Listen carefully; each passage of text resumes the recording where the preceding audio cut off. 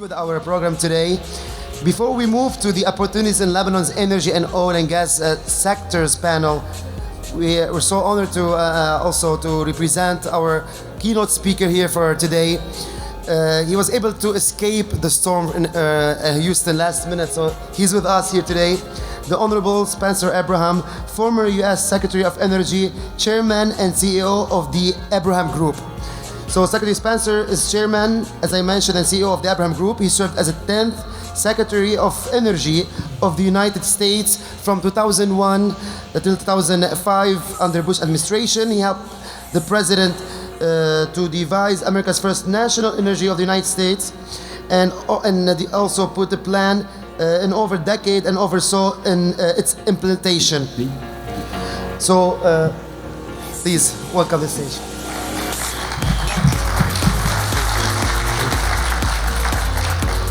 Good afternoon, everybody. Welcome. First, let me just begin by welcoming all of our people from outside of Washington, D.C. We are really happy that you've all been able to come to the conference, and I think you're already, I'm sure, certain that this was a great event. And I want to particularly congratulate the Foreign Minister for once again pursuing this. Let's give him a hand for this, These conferences do so much, I think, to bring together our global community and to identify the many people in that community who really are still deeply connected to their heritage and excited about ways they can contribute to Lebanon going forward. Also, I want to recognize the ambassador. Ambassador, I said thank you too. You and your team have done a great job to put together a very these are complicated events. I got here early, and the setup alone for any of these things is a monumental task. So, so to you and your team, wonderful representatives of Lebanon here in Washington, D.C. As you heard, I was actually down in Houston all week for some meetings, and if you've been watching the news, you know they had 3 feet of rain hit them in the last 48 hours. And fortunately, I was able to get here very late last night because I wanted to make sure I could participate in this event. I think that the topics of energy in Lebanon are somewhat new to people. We didn't always associate energy development in Lebanon as a combination, but the opportunities are growing. When I was Energy Secretary, at one point, my counterpart from Lebanon came to Washington, and we had a chance to meet, and we compared heritages and geography, and we discovered that both my grandparents and his family were from Dirgaya in southern Lebanon, and we laughed about the fact that we had both assumed the titles of energy ministers for the United States and for Lebanon, and we came from a place where there was literally no energy. So it shows you that things are changing. And so it's great that Lebanon can now be part of the global energy development equation. And so today, this panel is going to help focus a little bit more on that opportunity. And I know that some of our panelists were detained also because of this storm in Houston, can't be part of this. But we have an excellent team of people here today who will be covering these issues and giving you some insight into what's going on in the global energy community and maybe a little more specifically in the Eastern Mediterranean. And just the fact that we have discoveries in that area are a significant change from even when I was at the Department of Energy here in Washington just a few years ago. And I think it is clear that Lebanon's long-term vision to achieve a sustainable oil and gas sector is not only a worthwhile objective, but an attainable objective. And that to get there, not only is the government doing the right things in terms of laying the groundwork legally for the development of the sector, but we also need to have international investment to support the efforts that the government has undertaken. And so we look forward to hearing the panel and continuing the discussion. I think this is just a first step because there's a lot more, and we hope this will trigger other events from discussions like this to development and investment, and of course, ultimately to positive results. So wish the panel well. It's nice to be here with all of you, and thank you all for joining today. Have a great afternoon.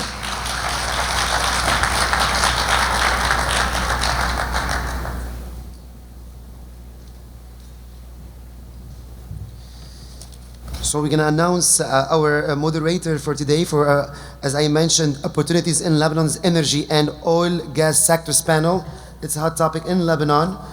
Our moderator for tonight is going to be Kristen Fontenrosi. Yep.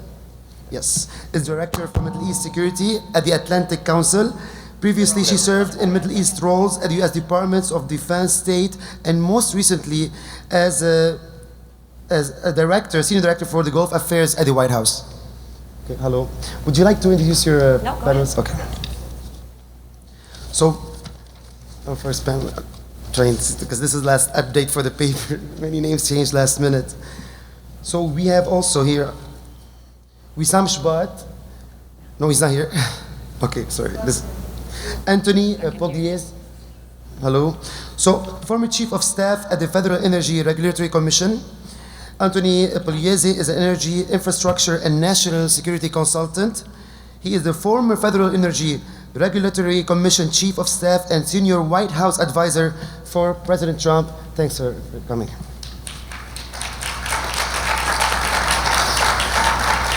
So Michael Contanzoro. Yeah. Senior, I'm trying to... So, Senior Associate, Energy and National Security Program at Center for Strategic and International Studies. Throughout his career, Michael has served in several senior energy and environmental policy positions in the federal government, including the House of Representatives, U.S. Senate, the EPA, and at the White House. From the federal government, okay. So basically, also, Michael served as Special Assistant to the President for Domestic Energy and Environmental Policy at the White House National Economic Council. Thanks for coming as well.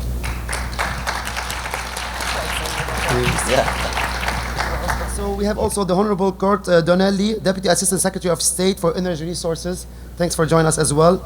So Kurt Donnelly is a career member of the Senior Foreign Service. He's currently at the State Department of State Bureau of Energy Resources, Deputy Assistant Secretary for Energy Diplomacy. Prior to coming back to Washington, DAS Donnelly served as the Deputy Chief of Mission at the U.S. Embassy in Belgrade and Serbia, of course. His other assignments include the U.S. mission to NATO, Kabul, Afghanistan, the National Security Council, and Director of the State Department Office for International Religious Freedom. Thanks for coming as well. Please proceed.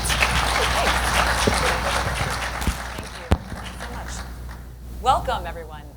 Years ago, the United States was the new kid on the block in the global energy sector, and now that Lebanon is entering that important space, we have quite a bit to talk about. So on this panel, we're going to discuss the space for regional cooperation, both upstream and downstream, and potential sources of more sustainable energy. So I'm going to throw a question out to each of the panelists and let them expound with their wisdom, and perhaps at the end we might throw something out to the audience for a special question to a special person as well. So let's start, if we might, Anthony, if you would please talk to us. The U.S. market, having been around for a longer time, probably has quite a few lessons learned to share with the Lebanese burgeoning market here.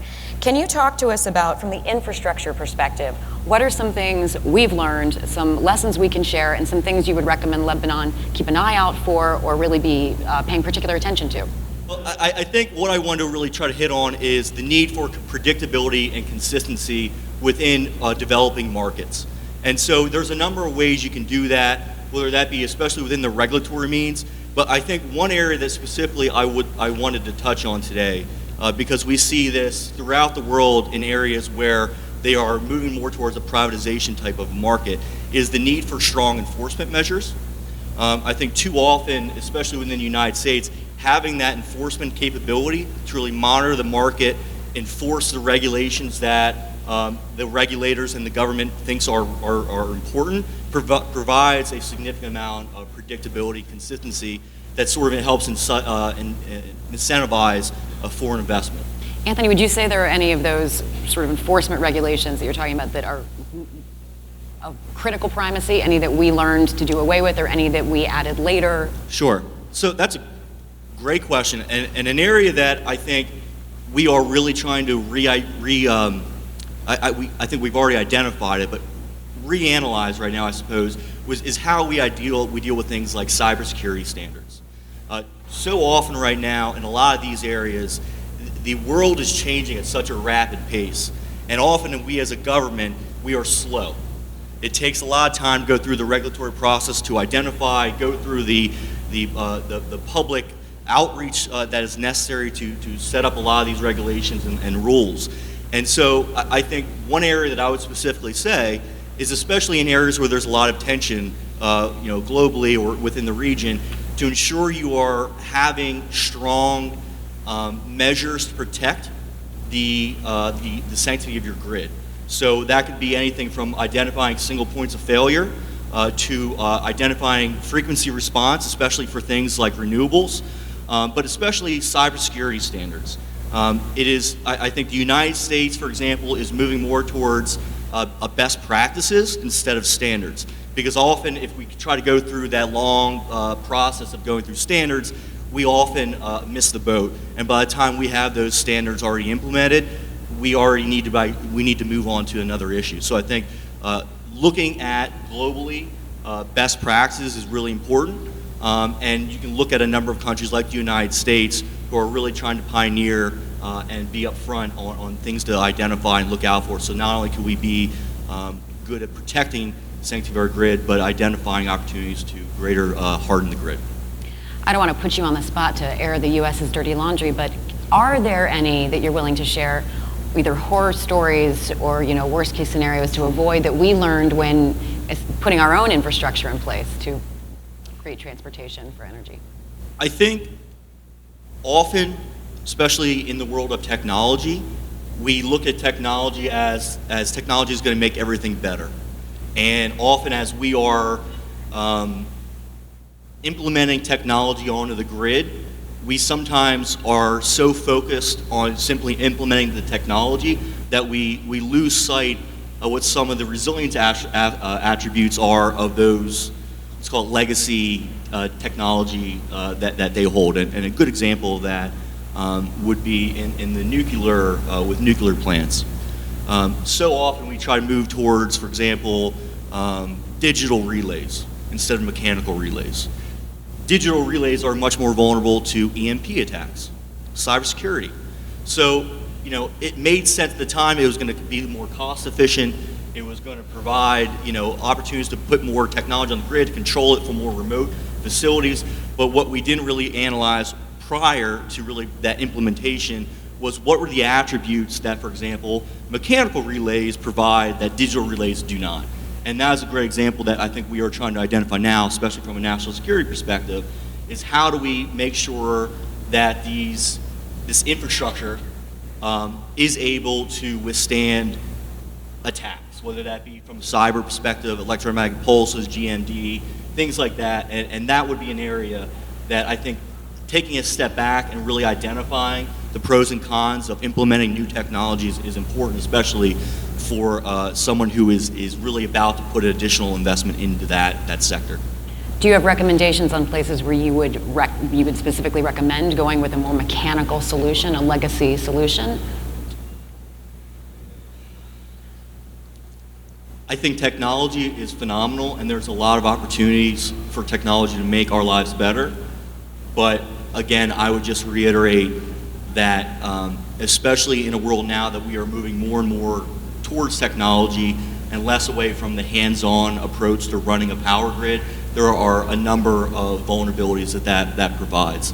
And so I would simply say, if for any country that is about to provide a lot of investment into this type of sector, it's important to do it right and not just try to get up and running. I think for a lot of countries that are experiencing a lot of blackouts and don't necessarily have that reliable power that every developing country wants, sometimes they have a desire to really just throw money to get up and running as quick as possible and are not necessarily looking long term.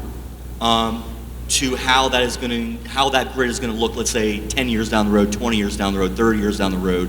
And so I think a strong implementation plan and understanding what you want the grid to look like decades in the future will really help guide you to what kind of investments you need to make today. So game out your Yes. infrastructure planning. Take your time with it. Got it. Great. Thank you so much. We're going to turn to Mike really quickly. And Mike, I'm going to put you on the spot as a former advisor to the president as well. They've really got many of us up here. It's probably a dangerous crowd. I'm waiting for the drone to fall. The president often talks about energy dominance. And to the untrained ear, that could sound perhaps a bit threatening. What to you does that mean? And then for our partners, what does that mean? Well, it's a great question. Well, first, again, thanks to everybody for the invitation to be with you today. Really appreciate it. Yes, energy dominance was a term that the president coined shortly after he came into office, and we had a number of briefings with the president to give him a sense of the energy abundance in the United States. I mean, it's really a remarkable thing. I think we've long known the tremendous amount of resources that we have in the country. I think it was really a technology question, but also an access question in terms of the regulatory regime, and allowing producers using their technology to get to it. They demonstrated that, and we had what was called and is now ongoing, which is the shale revolution in this country.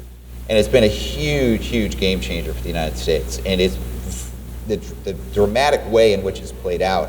I mean, I remember being on Capitol Hill as a staffer in 2005, and we had folks from the Bush administration coming up and telling us that we needed to import more LNG and that we were running out of energy in the United States. It was 2005, 2006 timeframe. And that really had people oriented in a certain way to think, well, energy scarcity as opposed to abundance. We need to take steps to make sure that we're opening up our economy and that we're importing more.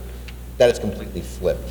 We're now exporting oil, we're exporting LNG. And so the president came up with this term, dominance. Some people don't like the way that rings. But what he's getting at is that the United States can be a force for good in the world and using energy to advance good causes, but also to use energy to work very closely with our allies and our friends abroad and use energy in ways where globally the United States, working with other countries, can help them from an economic perspective, from a foreign policy, and from a security perspective. It also, energy dominance, I think, gets this notion that we in the United States can produce energy in a clean and sustainable way. And if we're using, say, LNG and exporting it to other parts of the world where we're displacing dirtier sources of energy, that's great. That's a good news story. It's a good news story for the local environment in which we're exporting to. It's also good for the global environment if you're concerned about climate change. The fact that we're able to reduce emissions by, again, displacing cleaner for dirtier sources of energy. So dominance, again, I understand why people may think that has a certain ring that may leave them a bit unsettled, but really it is all about linking up, coordinating with our allies and friends abroad and using energy for good, both at home and for abroad, and especially at home. I think the president understands that the abundant energy resources we have led to greater foreign investment in the United States, a manufacturing boom, job creation, and a huge benefit for consumers. I mean, to the extent that we're facing economic headwinds in the U.S. and globally. In the United States, the fact that drivers can go to the gas pump and pay for gasoline that's relatively cheap, it's more money in their pockets, more money to spend. So all of that goes into that terminology, and again, it's a term that should be interpreted in a positive as opposed to a negative sense. So what suggestions would you have for regional countries, particularly those Lebanon, Jordan, Egypt, about creating their own energy dominance at home? Yeah, again, this idea of using the energy resources that you have, it just leads to a tremendous amount of good. I mean, again, in the United States, I think one thing that we learned when we came into this administration was we still had a number of regulatory barriers that were standing in the way. These were regulatory barriers that were completely unnecessary. You do need a stable, strong regulatory regime. Anthony talked about an enforcement regime that is very important. You do need regulations for safety and the environment and the like. But when you really look at it, and you look at our own federal government, we saw thousands of pages of unnecessary regulations that really were not benefiting the American public. And so we started to change those, reform them, and in some cases roll them back and get rid of them. And that allowed and is allowing, I think, for producers, particularly on federally owned lands, to come in and access those resources. And so that's very important, I think, for you all to think about. as you're developing your own energy. But also, again, this idea of exporting energy abroad, it does, I think, help the country. If you're exporting, it increases your leverage in foreign affairs. It helps you in terms of relations with other countries. All of these are good things. And again, I think a lot of it springs from the ability of the country to get it right from a regulatory and permitting standpoint. Rules, regulations, making sure there's stability and certainty. Because the technology is there, it will continue to advance. That's not going to be the question. Technology we're applying in the United States are going to be applying it in Lebanon. It's, as I say, it's going to continue to evolve. It's really just a matter of allowing folks to go in and get the energy, and then you can develop your policy from there. Thank you. I have a follow-on question that we'll touch on in a bit later. But first, I'd like to turn to the foreign minister, if you would not mind taking a question on the policy side of this discussion. So from Lebanon's perspective, to take this conversation into the real world and the very current moment, Minister, might you be able to tell us a bit about the status of the negotiated agreement that's occurring between Lebanon and Israel with regard to the Maritime Border that will impact energy distribution? First, it's important to have a stable climate, let's say, around any petroleum activities. But in our case, it's not hindering the current process because the disputed area does not affect the fact that we have many blocks and many options, and even the blocks under dispute are being contracted to a consortium of Eni, Total, and Novatec. So I'm saying this because it's important to highlight that we are on the right track, and our problems with Israel are not affecting or hindering the process underway. Second, it is in our interest and in the interest of Israel to have a solution over there because it is an encouraging factor for ICOs to be more implicated. But now we are going through a second bidding round and we are seeing an appetite.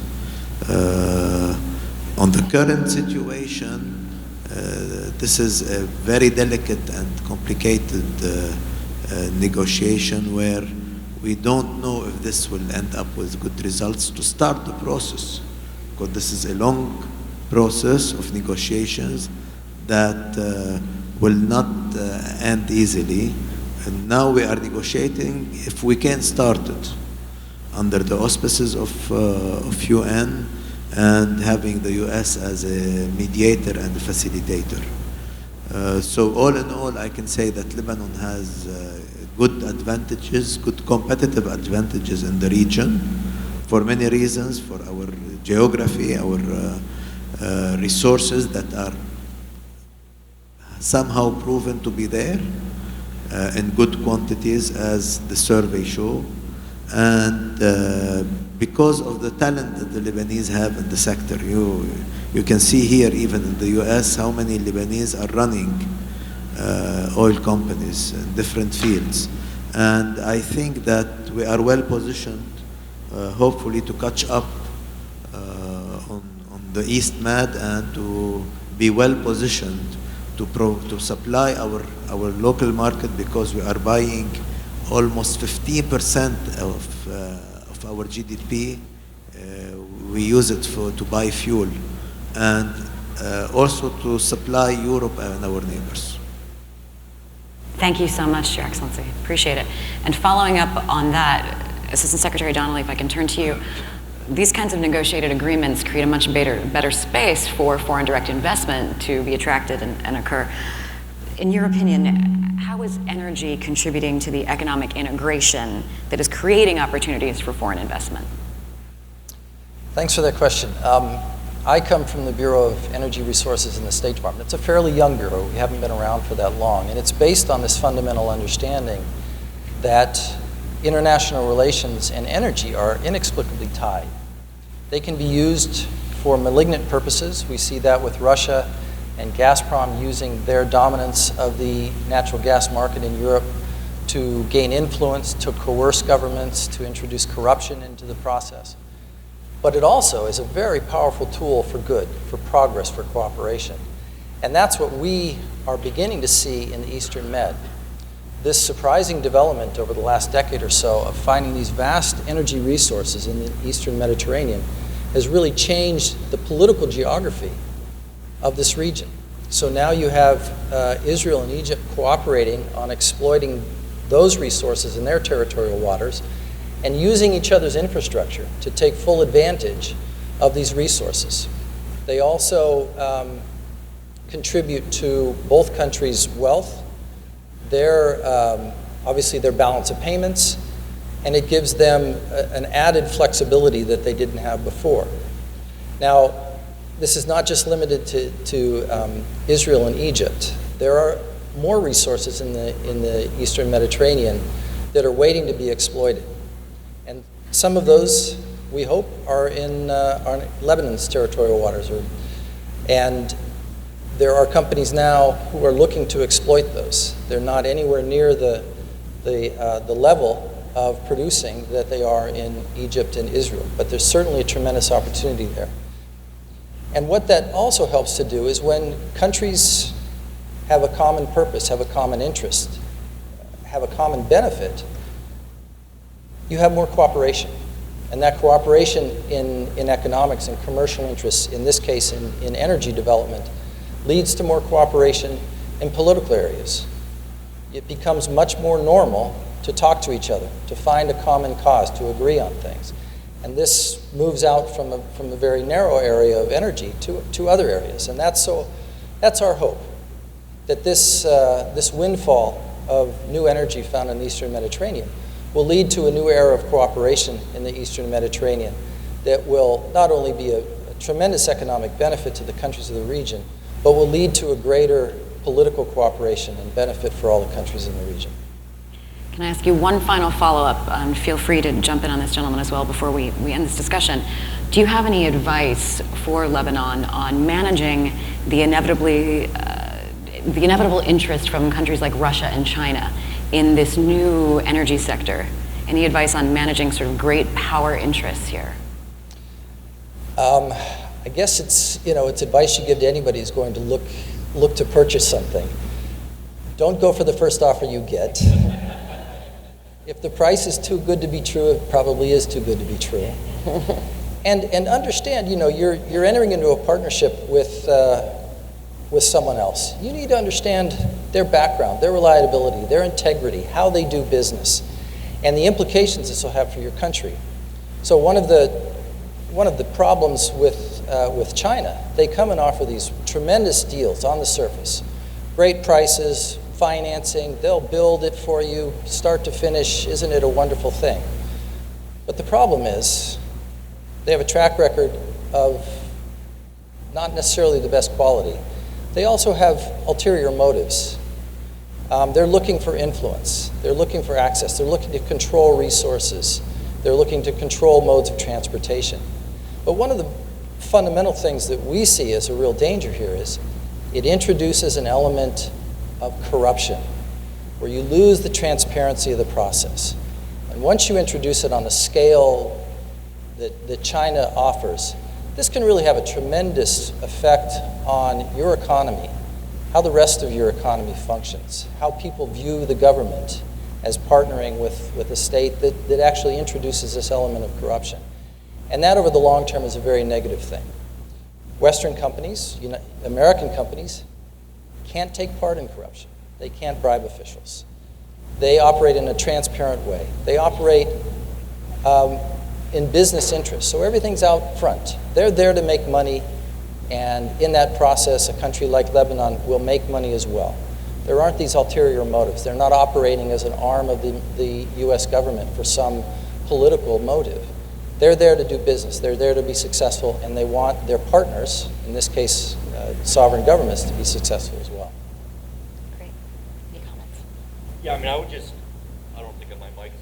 I would just reiterate exactly what was just said, which is I think so many times you have some of these countries who they underbid, they give you a very appealing price to initially come in, and what we're seeing around the country, especially as LNG exports are growing in the United States, is the one thing that the United States they provide. Sometimes it might be a little bit more than the other previous offer, but it's providing stability. within the region. It's providing a predictable partner for your energy needs. And in a lot of cases, I think long term, it'll be in your best interest to try to identify that good faith player who's going to provide a long-term stable energy source rather than maybe what's just going to be the cheapest offer I can get on the table, and then you'll be dealing with some of these external factors down the road. Well said. Great. Please join me in thanking Mike, Anthony, and Kurt for sharing their wisdom.